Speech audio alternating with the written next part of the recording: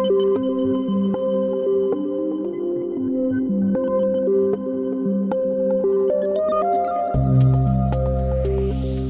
is 6 Minutes, the Seriously International Daily Newscast.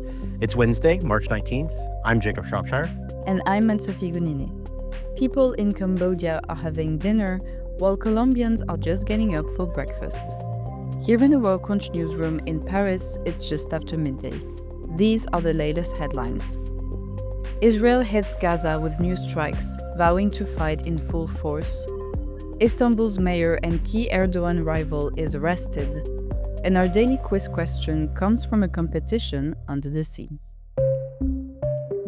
Our top story today is the exchange of attacks between Russia and Ukraine on infrastructure, with Moscow carrying out drone strikes on 2 hospitals in Ukraine's northern Sumy region.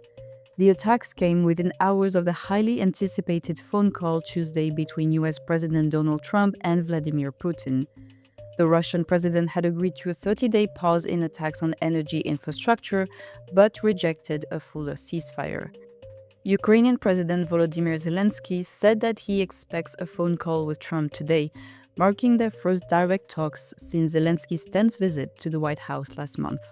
As Ukraine peace negotiations intensify, many are wondering what exactly is the nature of the Trump-Putin relationship.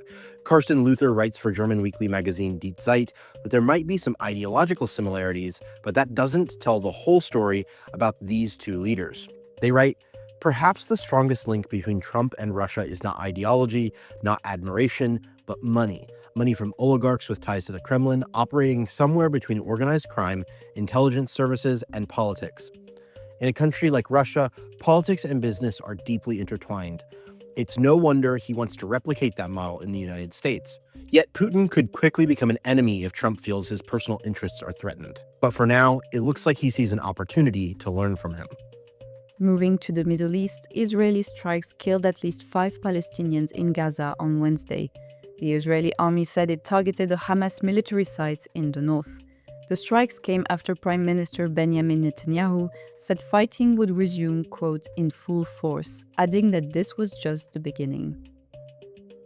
Paris-based daily Libération lended its front page today to what it headlined the annihilated ceasefire in Gaza after Israel's new attacks on the Gaza Strip early Tuesday that killed more than 400 people. This is the largest wave of airstrikes in Gaza since the ceasefire began on January 19th, with the efforts to continue the ceasefire falling through. Families of Israeli hostages have criticized the decision to renew the conflict, saying it showed the government had given up on their loved ones. Turkish authorities have detained Istanbul Mayor Ekrem İmamoğlu, a main political rival of President Recep Tayyip Erdogan. He faces an array of charges, including corruption and aiding a terrorist group. The arrest Wednesday comes days before the main opposition party is scheduled to hold a primary election, where İmamoğlu was expected to be chosen as its candidate for the 2028 presidential election.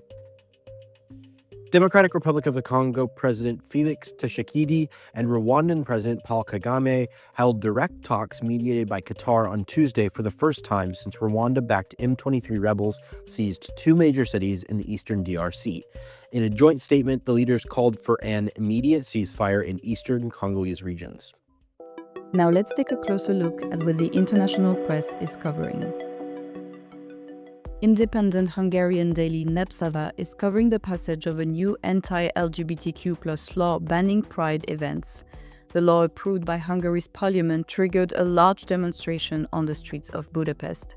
Organizers said they plan to hold this year's Pride March despite the ban. In an interview with the BBC, Ecuadorian President Daniel Noboa urged the US, Europe, and Brazil to deploy military forces to combat drug cartels, calling Ecuador's gangs, quote, international narco-terrorists. Noboa also called on US President Donald Trump to consider Ecuadorian criminal organizations like Los Lobos as terrorists. This declaration comes as violence has soared in Ecuador in recent years, with gangs battling to control drug trafficking routes. From the Gulf of Mexico, we're covering the return of NASA astronauts Sunny Williams and Butch Wilmore, who have returned to Earth after being stranded for 9 months on the International Space Station. After the malfunctioning of their Boeing Starliner capsule, Williams and Wilmore hitched a ride back home on a SpaceX Dragon capsule that landed in a Gulf late Tuesday. We're closing things out today with a daily quiz question which comes to us from the shores of New Zealand. The Cycrolutus marcidis has been crowned New Zealand's Fish of the Year. What is it known for? Is it A, it can smile? B, it's been dubbed the world's ugliest fish? C, it's the most colorful fish? Or D, its scales make it look like a kiwi fruit? The correct answer is B. The Cycrolutus marcidis, simply known as the blobfish, which has been dubbed the world's ugliest animal for its soft, lumpy appearance, has made a stunning comeback by becoming New Zealand's Fish of the Year. Held by the Mountain to Sea Conservation Trust, the annual competition aims to raise awareness for the country's freshwater and marine life. That's the latest from around the world. If you like this podcast, we'd really appreciate it if you could help us out with a follow, share, and a 5-star rating on your preferred podcasting platform. For more of the best of the international press, delivered exclusively in English, visit us at worldcrunch.com. We'll see you here tomorrow. Ciao!